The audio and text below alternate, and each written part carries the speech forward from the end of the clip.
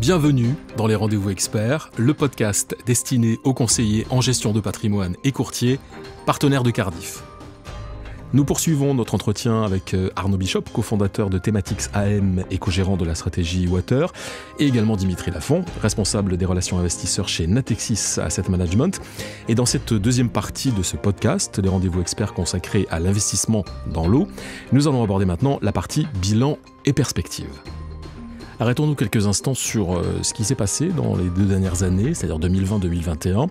On fait un bilan parce qu'on a quand même vécu 2 années frappées de plein fouet par la crise liée à la pandémie du Covid.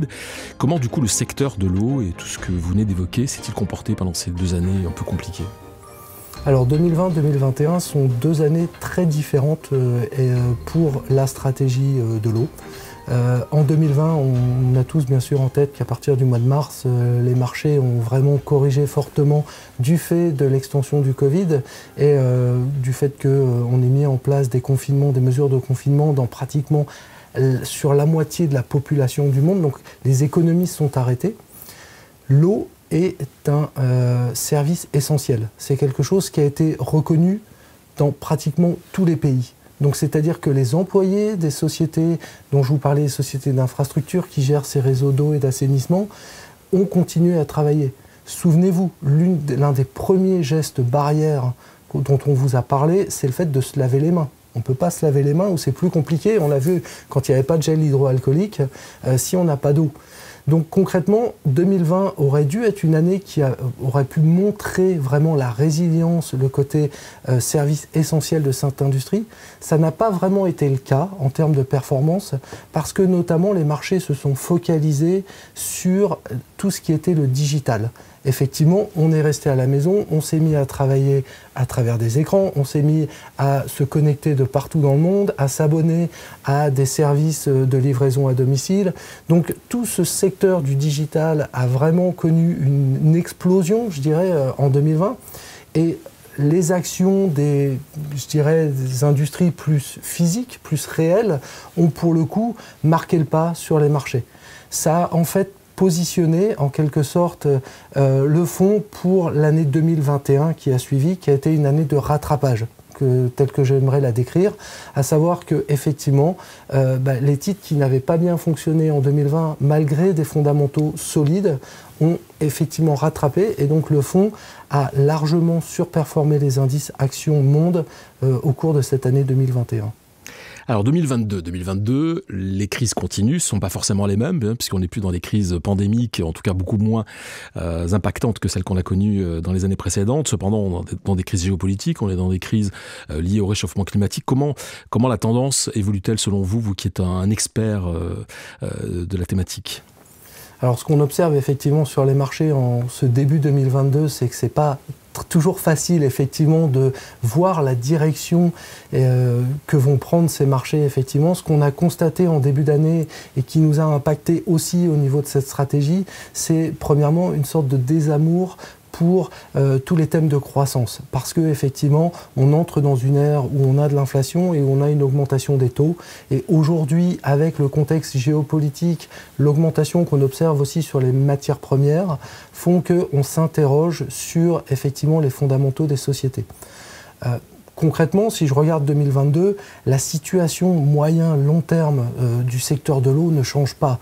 Concrètement, on a toujours besoin de cette ressource, besoin pour vivre, besoin pour survivre aussi et besoin pour se développer, pour continuer à produire dans nos économies, par exemple, des semi-conducteurs.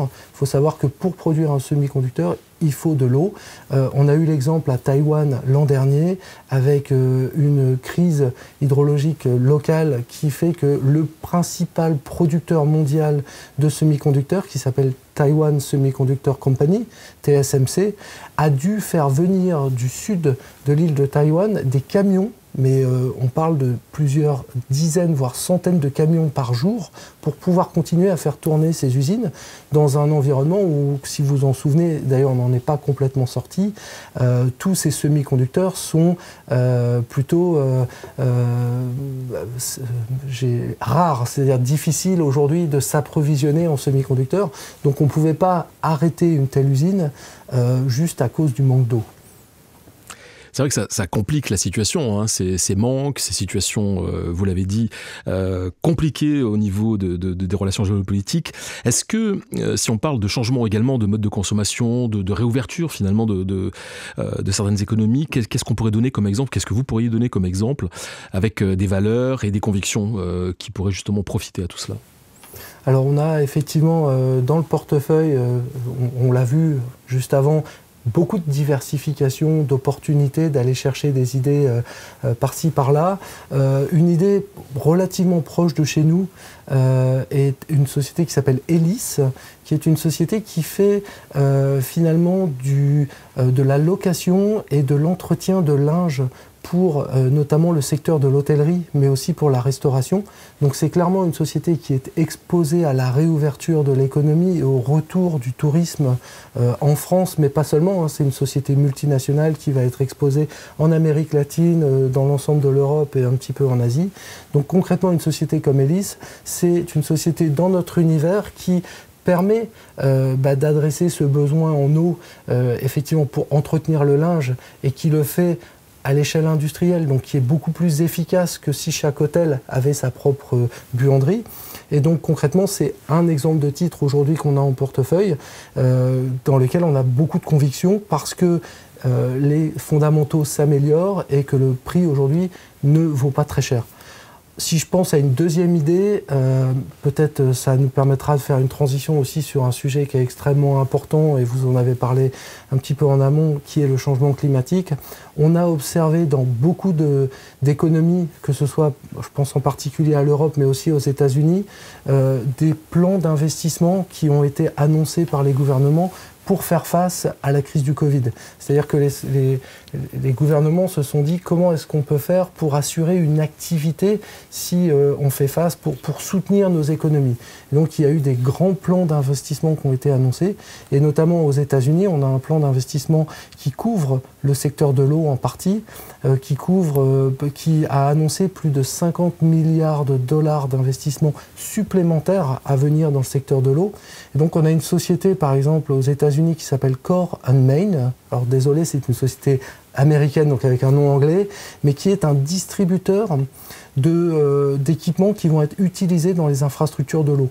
Donc clairement une société qui va bénéficier de cette augmentation des travaux qui vont être faits sur ces infrastructures, donc qui va augmenter ses volumes et qui va pouvoir effectivement nous offrir une exposition à ces plans d'infrastructures dont on a beaucoup parlé l'an dernier, mais dont on continue à parler aujourd'hui. Alors Arnaud Bishop, en vous écoutant, on comprend bien qu'en matière de changement climatique, il y a à la fois du tactique et du structurel dans les positions que vous prenez. Est-ce que l'innovation technologique a une part aussi importante dans votre tactique? Alors effectivement, donc le changement climatique, on en a parlé, on a vu qu'il y avait des investissements qui vont être faits à la fois sur la ressource et sur l'énergie, mais aussi sur les infrastructures d'adaptation au changement climatique. Aujourd'hui, on vous parle de réduire nos émissions de carbone pour limiter l'augmentation des températures aux alentours de 1,5 degrés. On n'est pas en train de parler de revenir à des niveaux de température hors réchauffement climatique, et donc il va falloir s'adapter à ça. Donc c'est pour ça qu'il va falloir effectivement construire des infrastructures pour faire face par exemple à des épisodes pluvieux plus forts, pour faire face à des tempêtes, pour faire face aussi à des sécheresses.